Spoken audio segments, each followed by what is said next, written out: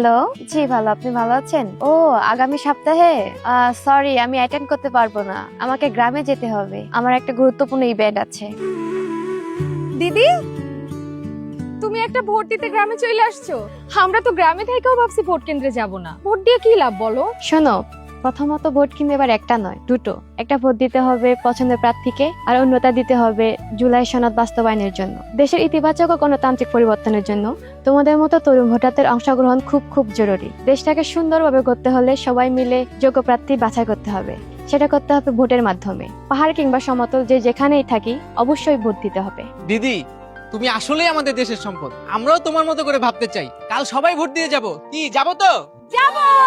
দেশে ভোটারদের একটা বড় অংশ তরুণ। ভোট প্রদানের মধ্য দিয়ে তারাই পারে দেশে ইতিবাচক পরিবর্তন আনতে। ভোট দিন, দেশের সঙ্গে থাকুন।